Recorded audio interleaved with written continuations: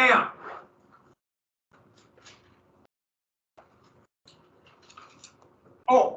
so what was Roosevelt's nickname, even though he didn't really break up that many monopolies? What was his nickname? And I mentioned the Northern Securities Trust. What was the other big monopoly that was kind of broken up by, it would turn out under the Taft administrations when it would happen? I heard a couple of different things. Yeah, Standard Oil. And let's see, we got Taft. The election of 1912. Who was the socialist who ran? Yeah, Eugene Debs. Who was the Democrat? Well, so what was his program? His progressive platform called? Gotta have a name now. Once you have the square deal, gotta have a name for everything. Yeah, New Freedom. What was Roosevelt's? And then Taft was Taft. But his main goal was to make sure Roosevelt didn't win. Now, I guess he achieved that. Wilson win. Did we get to the amendments at all, or just we just wrote them up? Okay. So these are amendments. There are going to be 4 progressive amendments. So we have the Bill of Rights. To show you how difficult it is, you have to the Bill of Rights. There's been less than 20 amendments ratified. It's really hard to change the Constitution. It's basically impossible now. And so it requires 2/3 of the House and the Senate, signed by the President, and then 3/4 of the states. So 2 are winding their way. And don't forget, we have the Bill of Rights, and the 3 Reconstruction ones, 13th, the most important amendment of them all, the 14th and the 15th. 16th, to redress a hole in the old Constitution, the Constitution, the income tax. The Constitution allows for taxation, but the Constitution was written pre-wage system, there was still proto-capitalism. So the idea of income really, at least what's going to happen, wouldn't have made sense. And so this was a big goal of the populists, the progressives, and income tax. This also would allow for then estate tax too. And then the 17th Amendment. Remember the 17th Amendment, or remember before that, state assemblies chose the senators. Here, the people of the states will choose them, the voters. And so major progressive amendments. There'll be 2 more, but we won't get to those until World War I. The 18th, which will be prohibition, the 19th, which will be women's suffrage. So those would be at the end. You could arguably the progressive era was kind of already over when that began. And so Wilson would become president when these happen. So sometimes you see these as Wilson's amendments. No, he was president. But that would lead to a major law. The Underwood tariff would drop the tariff, would be the first small yet progressive income tax. For example, the first $1,000 are not taxed, and then the highest tax rate would be 40%. But this would allow for the cut in the tariff. Income taxes will go up dramatically during the war, and we'll get to that, especially get to that in, I'll talk more about taxes and marginal taxation when we get to the New Deal, just kind of when I bring that up. And this would allow a real progressive and populist reform to lower the tariff to allow for more competition. By foreign competition, therefore prices would drop, hopefully. And this was at a time of maybe the most globalized period in world history. Global trade was exploding, tariff barriers were actually dropping in these industrial powers, and this was a really dynamic time. So naturally, it's a good time to blow the world up, because that's what's going to happen. And it would not reach the levels of international trade. This is about 1914. Would not meet these levels again to the 1980s. So it's going through World War I. It changed everything.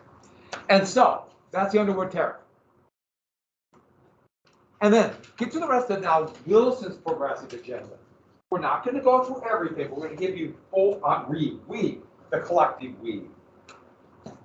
4 major laws. The Clinton Antitrust Act would strengthen the Sherman Antitrust Act, because what was Wilson's view towards monopolies? What about them?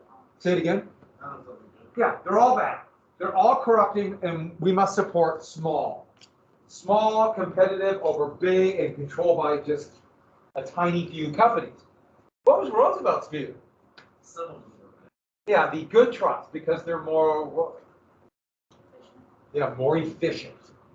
And this is going to be a big thing. One of the things about politics, people talk about, liberal, conservative, progressive, or conservative, whatever, left or right. But more and more, it really does seem like big or little. Who do you support? The big or the small? The big few or the small majority? That's always, that's really the way it seems to go most of the time. Next, the Federal Trade Commission, or the FTC, would be created, really important body. They might have the most important job to redress some of the problems with the Sherman Antitrust Act. Now, they were supposed to stop examples of illegal restraint of trade and what monopolies would do. But the big thing is they could stop mergers that might lead to monopoly. Now, it's very difficult to do, but like, for example, right now, for the first time since 1978, the FTC is actively blocking mergers right now. So this actually might be in a big shift, we might not be. And both parties are very much kind of pro-monopolies, and now probably more Democrats and Republicans, but both parties appear to be now kind of going back towards, wow, maybe we should be doing something about monopolies. A lot of rural state Republicans and Democrats are, because they see what happens in small towns like monopolies. Yeah. Okay, so is that like restraining like mergers for like the railroads? Because my dad works for NRL, but they just got taken over by BNSF a few weeks ago. So like, actually, that's a really good question. So when the ICC was basically changed to what's called the Overland Transport Board, the OTB has actually control over that, and they are notorious for when it was created to allow for railroads to merge. The argument was one railroad was more efficient, and so that's who decided that. So there are a few exceptions to that rule. Same thing for like a shipping companies. There's a slightly different one, but this is for most trips. So that's a good question because it becoming really complex and kind of doesn't make sense to have different bodies do that. But yeah, Montana Rail Link was, even though it's kind of almost like a subsidiary, at least it was independent. Now it's just been rolled into it. it happened a couple of years before fully unification over, but it's just their whole It's going to be a real big mess, and it's always that's what always happens when these when bigger companies scoop it up, because it might lead to it could be really difficult for all of them. Mergers can be really hard, and so with that, the FTC. Oh, and for example, though, like right now the FTC is trying to do something about all the robocalls that's happening. By the way, I almost forgot. I might have to get a phone call. So my phone is on. Same deal if you have an emergency phone call you might get. So if my phone rings, I have to walk out. It's not that big of a deal, but I might have to answer the phone. So my phone vibrates. Now you know why. Normally I turn it off.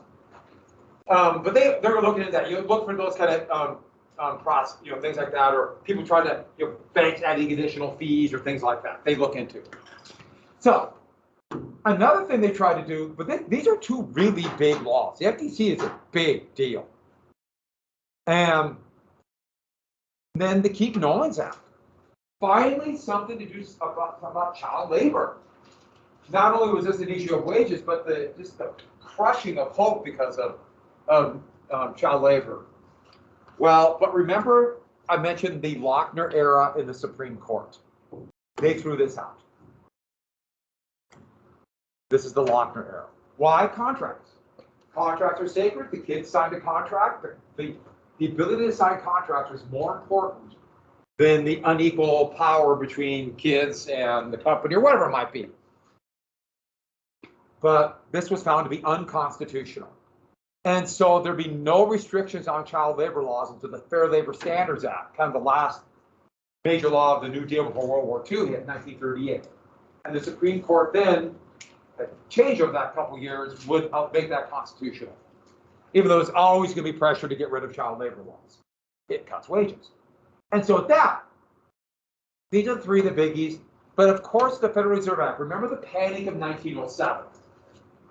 And this real idea that there needs some kind of national bank. Under Lincoln, there was called the National Banking Act. There was a few things they could do, but it was clear that as banking became bigger and bigger, and it shows the the Federal Reserve, they call the National Reserve Association because it was originally under Senator Aldrich of California. So this kind of opposed to it. Remember those monsters I showed you for the Bank of the United States and Andrew Jackson? Same kind of thing. The bank will take everything. And this is going to be it's a private bank, but has a contract from the federal government. So it's to do certain things. So it's kind of a private public bank. It's kind of a complex bank of last resort, kind of complex, incredibly complex. And so in the Federal Reserve System, to tell you the very brief thing, there'll be 12 branches of the Federal Reserve System. And if you go next to the Civic Center and see the Federal Reserve Bank, has anyone been to the Federal Reserve Bank? It's like a fortress, isn't it? They got walls and gates, the big thick walls, all that. They built it up in the 1990s, but after 2011. Oh, sure. Go through all of the security just to get in, to go see like 5 pieces of art and then go. And it takes like 15 minutes. To run you out again, do it. That's fun. I mean, I know they want people to come in there, but yeah, you have to go through elaborate security. Has anyone else been to the Federal Reserve? I know a few classes go. They always get back with shredded money. They shred old paper dollars there. Anybody know what branches did? Yeah, Minneapolis Bank. So we're in that Minneapolis Federal Reserve System. The whole idea of that is, okay, banks don't necessarily have to join it, but to have the ability to borrow money from the Federal Reserve, therefore get paper money in, but also be in a process of guaranteed loans between banks, banks will enter that. So they can say, we're in the Federal Reserve System, so you know that our banks are relatively safe, and therefore they give up the power to regulate banks. So the Federal Reserve has great power to regulate banks, to make sure they have reserves, a number of things. We'll talk a bit more about this down the road. But the whole idea was to make a secure banking system, but also a way if banks collapse, there's a system to easily funnel money into banks to keep the collapse from happening. And also to regulate how banks loan money, how they control the reserves. One more thing. They make sure banks always have a reserve on hand, and they want the banks to keep that in. Anybody know what they want the banks to keep that in? Not like piles of cash. Treasury bills. You remember what treasury bills are? Yeah. Remember, those are the government bonds. So that ties everything together. So they have these bonds, and the Federal Reserve can buy and sell these bonds to pump money into the economy. And it's a very efficient way to pump money into banks. There's some flaws elsewhere, and that's another story for maybe down the road. But the Federal Reserve Board, once again appointed by the president, this board are the ones that make the key decisions about the interest rates, buying and selling these bonds. They make the overall rules. So when the Federal Reserve meets, this is a big deal. And the two ways they control the money, or the biggest way they control the money, is through interest rates. And the most common way they control interest rates, there's two big ways, but it's called the federal funds rate. And that is the rate that banks loan money to each other, the federal funds rate. Banks are always loaning money. They got to shift money around. You need, always. They make 1-day loans, 15-day loans, 10-year loans. And that controls the rate. So they can, it's not a perfect way to control the rates, but if they want to pump money into the economy, they drop that rate to make it easy for banks to move money around. If they want to control the money, we might have a speculative bubble, they raise that rate. And so the idea in times where, we might be in that, remember that deflationary curve? We might be going in that curve. We better lower the rates. They have other ways to control it, but that is the most common way they control this. By the way, this is going to be called monetary policy. It really was imperfect, then they didn't understand that. Monetary policy, we'll get to a guy named John Maynard Keynes, probably the first one to really begin to study this and push it. And then guys down the road by the name of Milton Friedman, other ones like in the 1970s. Only problem with this is right now is this rate has been so low since 2001 that, for example, when the crash hit in 2008, they didn't have far to go. They're already at zero. They went negative, basically, interest rates in real terms. And yeah, it's negative now. We have negative interest rates compared to inflation. And it's so low because of the pandemic, and now they're going to raise it up a little bit, but it took away some of their tools, is the point. But this is the basic function of it. Lastly, though, Wilson would also show the complexities of this progressive era. Many of the progressives believe in the idea of equal rights, and many thought, yes, we want equal rights, but we believe in experts, and the experts say there are 36 races and there's a hierarchy. They believed in a hierarchy. Without a doubt, Teddy Roosevelt believed in a hierarchy of races. He was very open about it. Woodrow Wilson, definitely. And it could have been for lots of reasons, but he was the one who brought Jim Crow to the government. So he segregated the national park, the brand new National Park Service, the Forest Service, and I thought these were kind of telling of a couple park picnic ground for Negroes, the Negro area, this outhouse. The brand new, literally just finished Lincoln Memorial under President Wilson will be segregated. The irony of that should be just massive. It was segregated. And if you go to Lincoln Memorial today, okay, everything in the National Park Service is a gift shop. There's a you go, and there's a gift shop at the end. There's a little gift shop at the Lincoln Memorial. You go in the basement, it goes down. It's funny in a weird way, but yeah, the gift shop. But that used to be the place where they called it the colored restrooms, Lincoln Memorial. And it would not be until Harry Truman that it would be desegregated. Another Southern Democrat from Missouri. And so this is the AFU of civil rights. Now, more and more in the 20th century, civil rights will talk about the rights dealing with inequality of rights between people of different colored skin.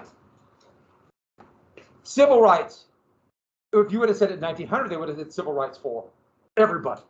Do we have rights for all people, regardless of sex, color, or skin? But more and more it's going to be that. So we say that. Always bothers me that it should be civil rights, but always I like to narrow it down like this. But this is specifically about between the races. These are two people that have two very different points of view. And these were mentioned before. We got to get to them right here. Because Booker T. Washington is going to be one of the most famous people, in fact, one of the most famous descendants of slaves in American history. He would be a scientist. He would be a great pusher for access to education and colleges. In fact, black colleges and universities partially formed by the work of Booker T. Washington. And the big thing about Washington right here is Washington looked at the situation by 1900, looked at Jim Crow laws and the lack to right to vote, and saw what he saw as just intractable racism. And he decided that in what's going to be called the Atlanta Plan, there's a conference there, a meeting came out of this Atlanta Plan, and what blacks should push for is economic rights, better job, black-owned businesses, higher education, thus the historically black colleges and universities, because whites are going to let you in, and they're not going to give you these rights. And if you fight for the rights, they will retrench even further. So we got to get a piece of the pie and then worry about the rights later. So accept Jim Crow. Accept it. It's here. Get a slightly better life. And hopefully that slightly better can work and advance. Of course, it's hard to actually have an economic life and be involved in the commercial society if you're not allowed in. Thus Jim Crow. And that's where W. B. Du Bois. They always say Webb. It's actually Du Bois, but in America it was Du Bois. An historian, pretty amazing man. His History on Reconstruction is considered one of the greatest works by any historian on that era, at least in this time period. But he looked at it and said, no, Yes, we must have better economic life, but it's not enough because they will always be second-class citizens. And therefore, we must fight for equal rights. Therefore, we have to make changes. Jim Crow, we can't accept being second class. We can't accept being considered to be unequal. That is unacceptable. So we must fight not only for economic rights, but for real changes in the political system, and that means through government, because they make the rules. The rules come from there. So he's talking a change in the political process. That's why he would be a big pusher for that group we mentioned before, the NAACP, to begin using their power. At first, they tried the political system, then they would try also through the courts. It'd be the NAACP that would bring up a series of decisions to attack Jim Crow, most famously first in graduate schools, but then Brown versus B Du Bois of Education in 1954. And we'll talk about that and talk about what happened down the road. But Du Bois would be a tireless fighter. And this might have a feel kind of the Knights of Labor versus the American Federation of Labor. Which one of those two men would be invited to eat at the White House by Teddy Roosevelt? Which, by the way, was a big deal. Huh? Somebody said it. Yeah, it was Washington. Washington, Du Bois demanded too much shit. He was always considered to be too much a radical for demanding equal rights. He'd be at the Treaty of Versailles demanding end of colonization and equal rights, and a pretty interesting guy. Washington, pretty amazing guy too. I mean, both of them, yeah. But you said, tragical situation. Yeah. Could you say one more time what Economic rights just simply means, okay, we're going to try to have more businesses owned by blacks, get better jobs, just work for higher wage, a bigger piece of the economic pie. Where equality means we want to actually go in and change the laws that of segregation, and also fight for the right to vote. And this is a big one. This means we're going to get rid of the grandfather's clause. We're going to fight to get rid of that, demand the right to vote. One of the big things the NAACP would fight for would be a law against lynching, which has never happened.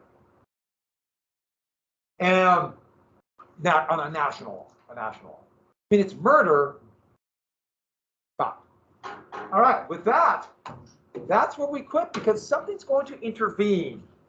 What, pray tell, might intervene and end the progressive era, the event that would change everything? Yeah, the Industrial Revolution might have changed the entire economy, but World War I, the first industrial war, Armageddon, would forever change the world. So I said a little bit later, and I wanted last night. I called my parents, so I talked to my parents, and got off, and I had really, there's reports of things happening, and then I found out for sure that Russia has invaded the Ukraine, full-scale invasion. I mean, at full scale, the first major land war in Europe since World War II. And this is, Ukraine has enough stuff to actually stop it, but Russia doesn't have to hold it. This is it's going to be horrific. Just telling you right now. And so I had to watch, and only a few things knew about what happened, but you get like little pieces. Yeah. It's this horrific spraying and fall mud in Russia, and so Russia it's tied to the roads. And if Ukrainian forces can stop them on the roads for a little bit, it could last a long time. And this could be really humiliating for the Russians. If Ukraine can't stop them, which we're going to do, they might be able to defeat most of Ukrainian forces relatively fast, but they won't be able to hold it. Ukraine's a country that has 15 million people.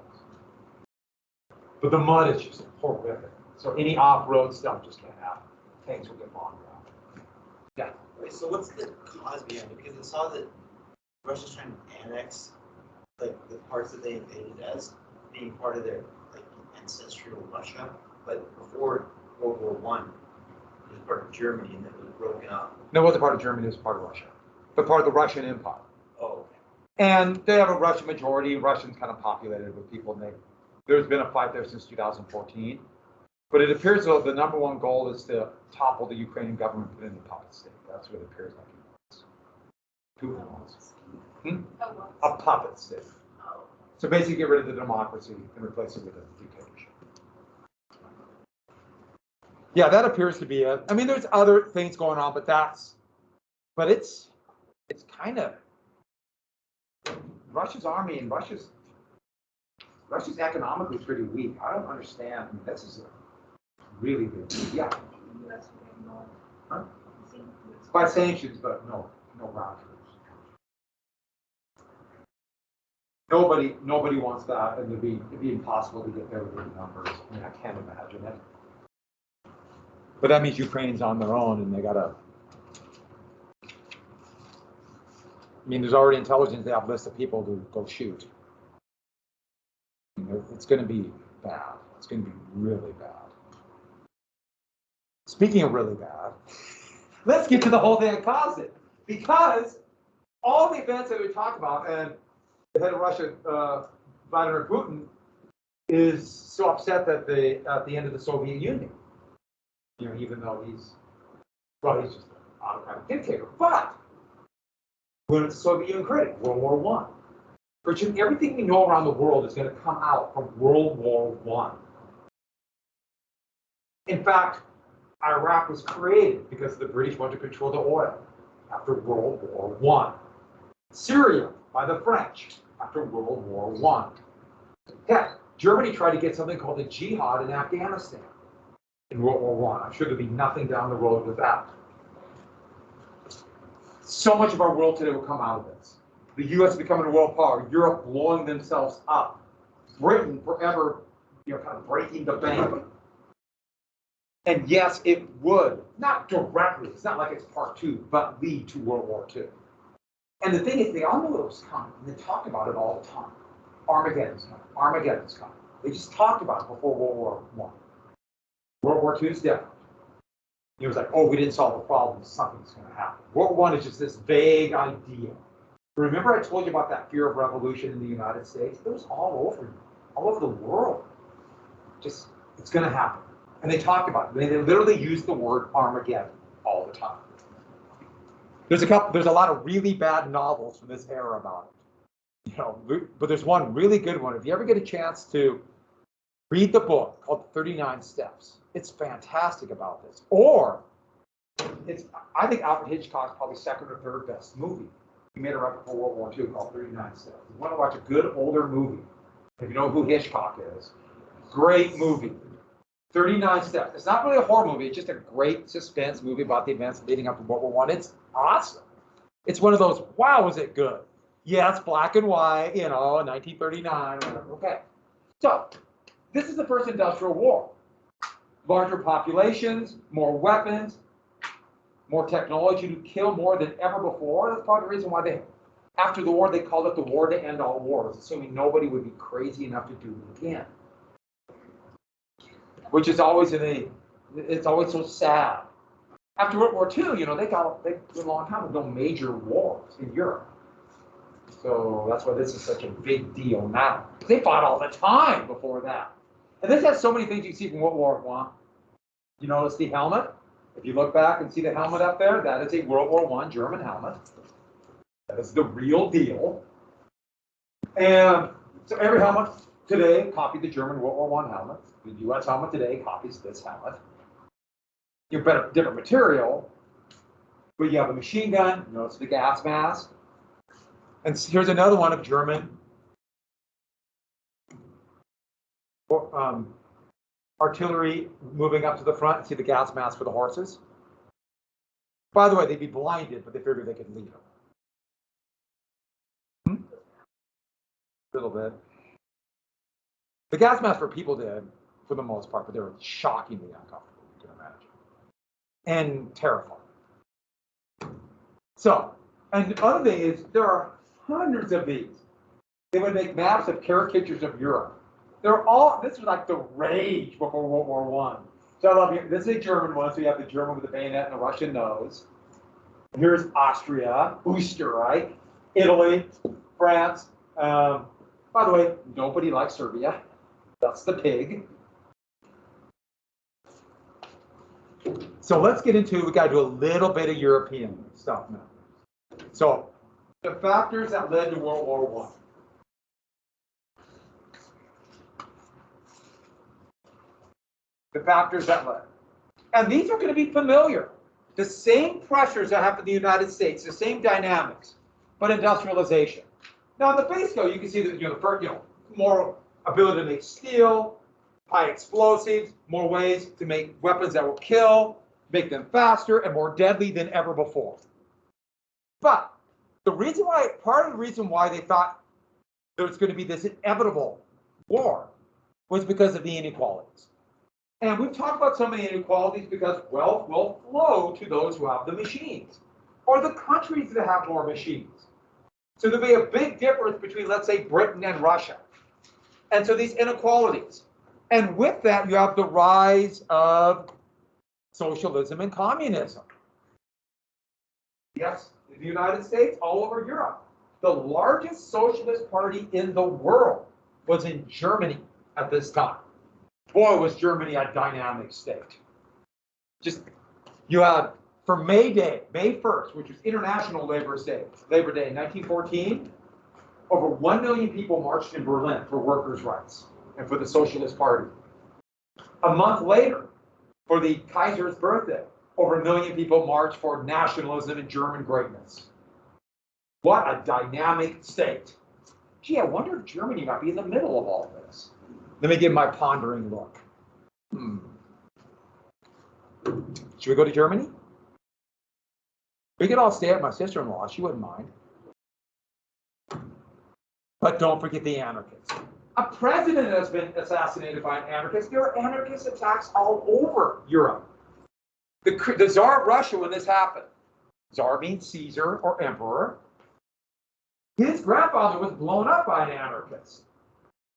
The Kaiser, which means emperor, Caesar, of Austria, his wife was assassinated by an anarchist. The Prime Minister of France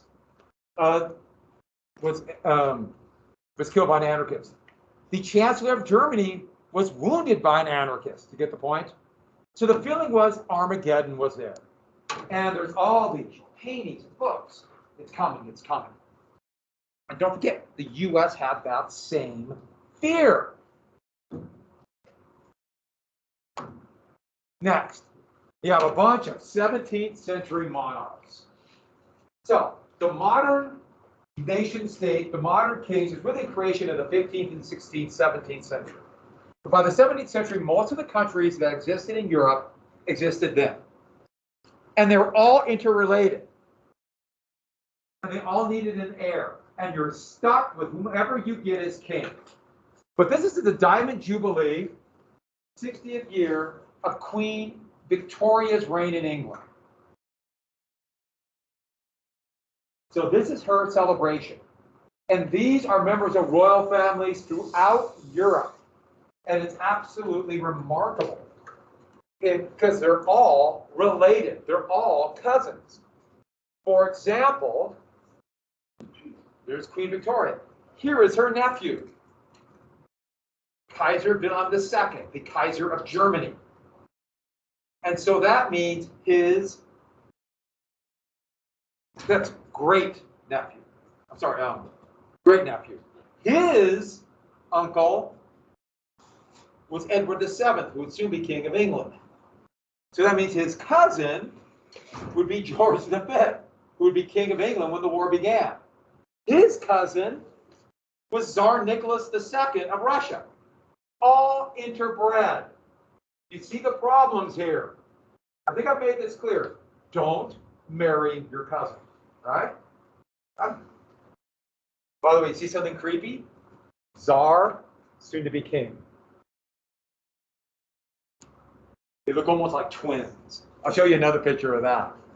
They're all interrelated, all from Queen Victoria. And they all think they're there by right of God. Different degrees. Constitutional monarchy, lesser of a constitutional monarchy, so you have more power. The Tsar, complete autocrat. Total control of Russia. The laws basically don't apply. And so, Here's a classic example how that happens. Let's look at the Kaiser. Kaiser Wilhelm II. His grandfather was Kaiser Wilhelm I. I know, yeah, good. The first emperor of Germany. His dad died very young, so he became emperor at a very young age, 19 years old. He's now emperor. And Germany was growing into the most powerful country in Europe. The growth in Germany, that's part of the reason why there's these huge marches for socialists and huge marches for the monarchy. It had grown so fast and was changing. It was a relatively new industrial country when it was created, and by 1914, it was challenging the United States in production.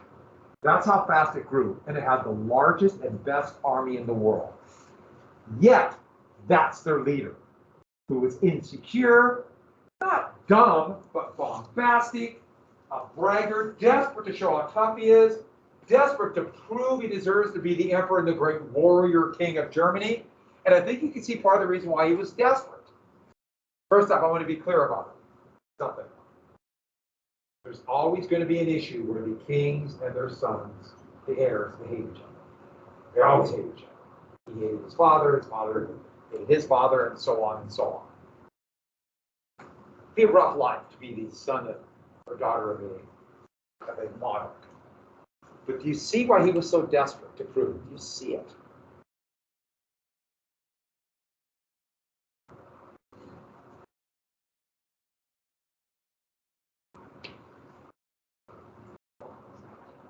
He had a withered left arm. And how could you be the great warrior king with a withered left arm? Especially somebody who, from a very young age, was convinced of his brilliance, as all kings were. Okay, there's a problem in childbirth with the breech where the arm got wrenched behind. And when they finally got him out, it dislocated the shoulder and never grew.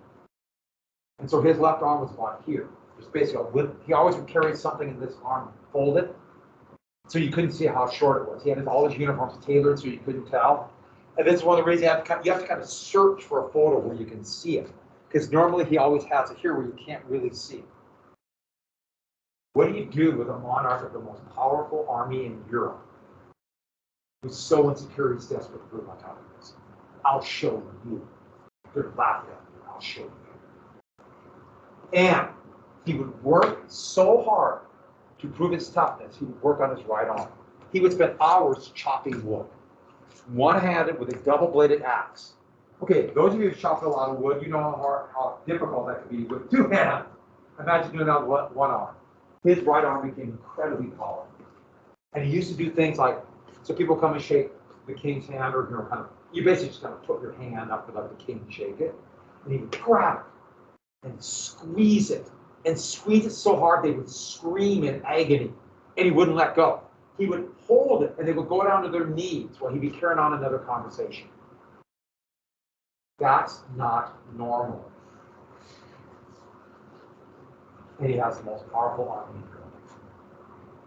Now, his control would be relative, but he's desperate to show how tough he is. And he would offend everybody, including his own uncle, the King of England. Who, don't you think, be kind of a natural ally? By the way, they came close to signing an alliance, Britain and Germany.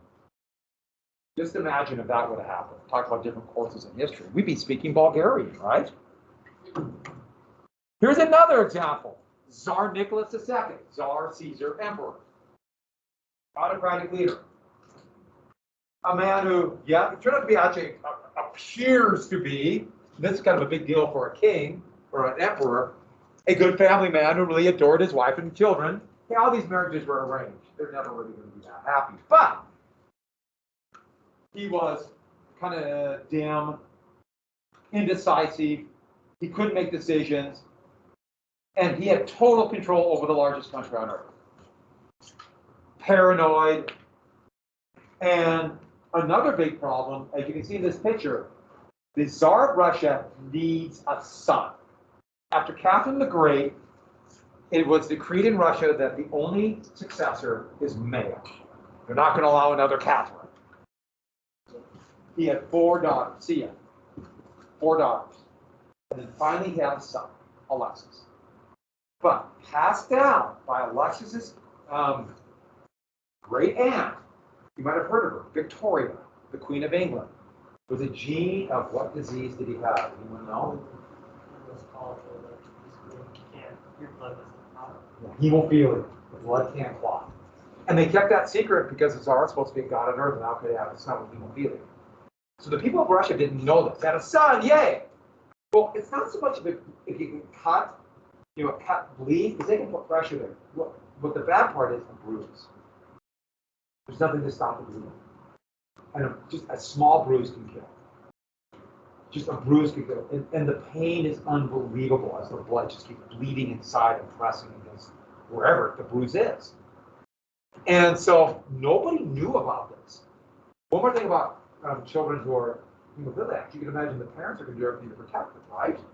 Don't go out and play because you don't want to get a bruise. So what do they all do? If you're not allowed to play as a little kid, what's the only thing you want to do? Go play. There's stories about, including Alexis would do this. He'd take great risks. There's stories about him on top of the Winter Palace in winter, climbing on the roof because he got away to get up there, 5 stories up on an icy roof. Because he's just so desperate to get out there.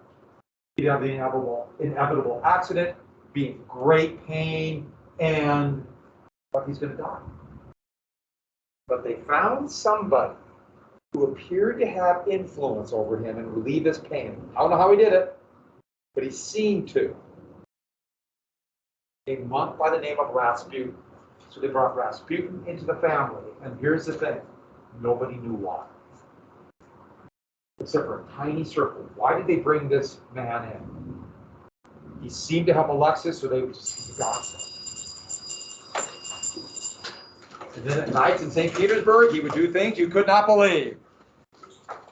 And on that happy note, I know, bell rang right at Rasputin. We'll come after Rasputin. It's actually a really good story. There's so many good little stories. That's what I started telling the story and wrote down on time. I blame Carly because she wouldn't give me any popcorn, so I'm weak. My blood sugar's low. Thank you. See you tomorrow. The test is tomorrow. I envy you. I envy you. Have a good day. See how? Oh my God. Test tomorrow for your dining and or dancing entertainment. Thank you. Thank you. Have a good day.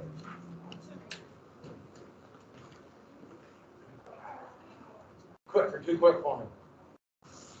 We finally got stuff done now. We got it done.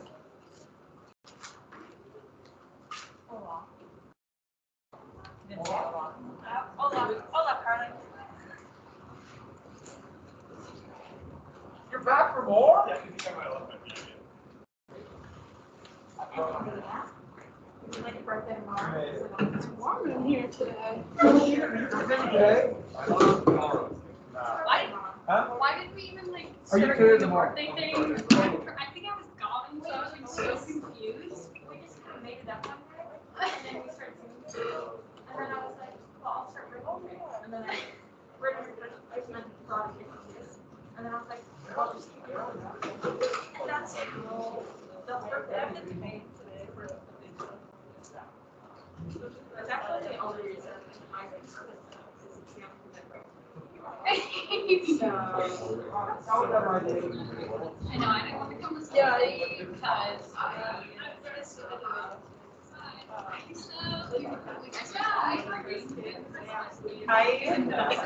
Oh, good pretzel bite sounds good.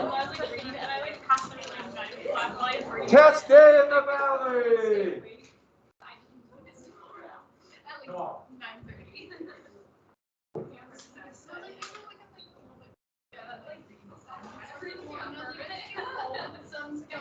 Studying it tonight. It was not last night. We could do the test. Oh, is there any specific, what you call it?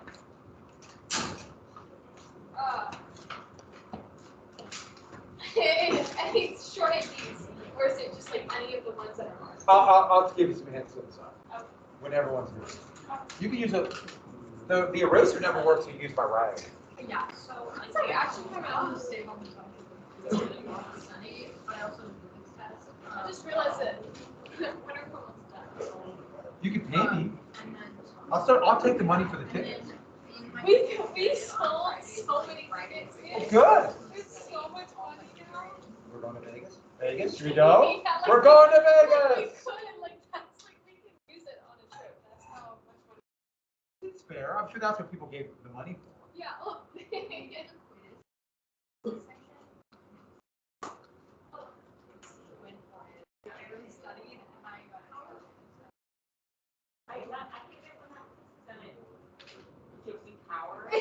Right? And then you're like, oh my gosh, I have this. I was so worried that I wasn't gonna do good because I like missed a few days and like I still didn't get to I know, I'm gonna do the reading and then I'm gonna be like, okay, maybe we'll see. Maybe I'm just gonna sleep in like thoughts. I feel like sleep is gonna probably get to the bottom. You know what I mean? It's like, and like for the most part, like it's just built.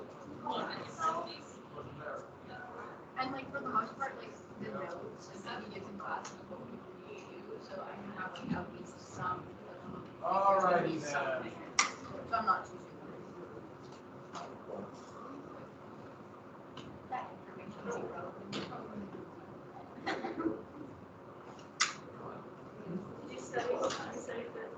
I'll tell you about the test today.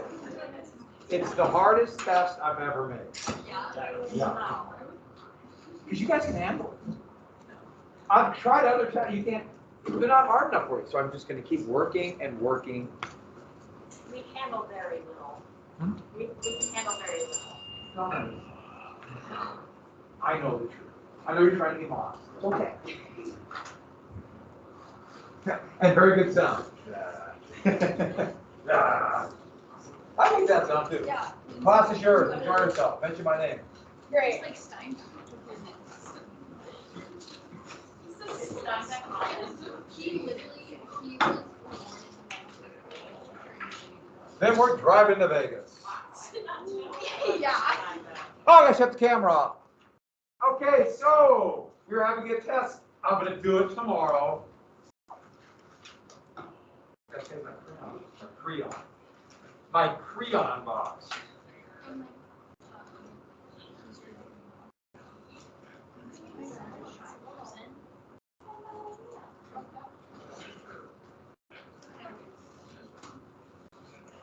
I'll eat green. Yeah. No, you can't have my crayons. Mine. Did it break? Just this. The sharpness. Oh, nice. How may I help you? Is it just enter one list? Nope. Anything else? Are we all here? Okay, good. Let's talk very quickly about the test. So originally I was going to have 4 short IDs. 3 of them were going to be uphill, but you guys, like I said, I want to make it hard. But I changed my mind. Because I wanted to do another short answer question. Remember on the final, I had the short answer question where I had, you basically said about like the progressive era. Characteristics of the progressive, you have to do A, B, and C. And A is a 3-sentence short ID, B is a 3-sentence short ID, C is a 3-sentence short ID. Remember that? You did like 20 of them. Oh, that. Yeah. Oh. They're called short answer questions. So they're basically 3 short IDs. So that's what we're going to do. We're going to pick. We're going to have 2 regular short IDs and then 1 of those. And so I'm going to give you a choice. And your choices for this are going to be characteristics of the progressives or examples of what the national progressives did. Remember, the national progressives are all things that Roosevelt did, Taft, and Wilson. And so you must come up with that. So you pick the 3 characteristics. You short ID 1, 3 sentences, explain what it is, give an example, why it's important. Just 3 sentences. Then pick another one, 3 sentences, 3 total. Yeah. And then 2 regular short IDs. So originally I was going to have 4. I decided to do 1 short answer question, which is 3, and then. So who had their hand up first? Well, I. And But it's just one subject. yeah, 2 other choices. Yep. Yep, 5 plus. but I'm telling you what they are. And then you have 4 choices for your 2 other short IDs, just regular short IDs. And the choices will be a couple reasons for exploration, big stick diplomacy, I think I put down new nationalism, and then regulation versus laissez-faire. Remember we talked about the jungle and talked about, regulation, but then those who want laissez-faire said caveat emptor and let the market decide. Those would be the 2 things. So not everyone with an asterisk, those are the ones. The ones with an asterisk that I might ask a question. I have 11 multiple choice questions written, and then I decided to cut off right there and do 10 little matching questions, very basic little matching questions. So that's what I did. That's text. Should be pretty basic. I think you'd be done in less than 5 minutes. So, big stick diplomacy, regulation versus laissez-faire, what were the other 2? 2 reasons for exploration. I gave you a bunch of reasons for the short ID pick 2. And then, big stick diplomacy. Or Jordan said that. New nationalism. I just had to pick. And if you pick up new nationalism, give me an example. I want an example, like, positive square deal, like an income tax or things like that. Did you think 2 reasons for imperialism? Yeah. Oh, you said exploration. Did I say exploration? You did. Oh, I'm sorry. 2 reasons for imperialism. I didn't even realize I said it. 2 reasons for imperialism. And remember those like social Darwinism, Apartheid Mahan, things like that. My guess is you'll be done pretty. This should be a pretty basic class. I want everyone to do well on this. And so I'll finish up the last little bit of Wilson and the National Progressives, and then we start the World War I. The World War I. And are there any questions for the book one? Yeah.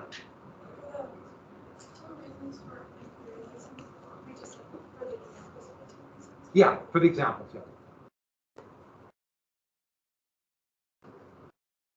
And so that one might be 1 sentence explains 2 sentences for 1 sentence for each. Any others? Any others? Yeah, I thought about making imperialism as one of those short ID, short answer ones with 3 choices. No, I'll just give them 2. Yeah.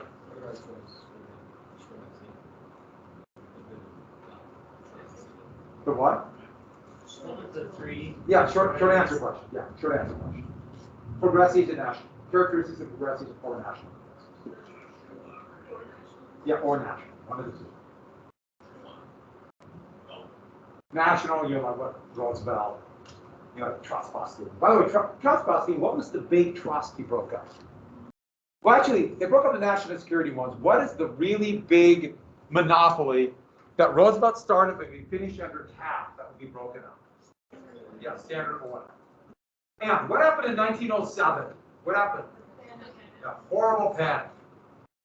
And did we get to? We got to the amendments. Yeah, okay, right there. And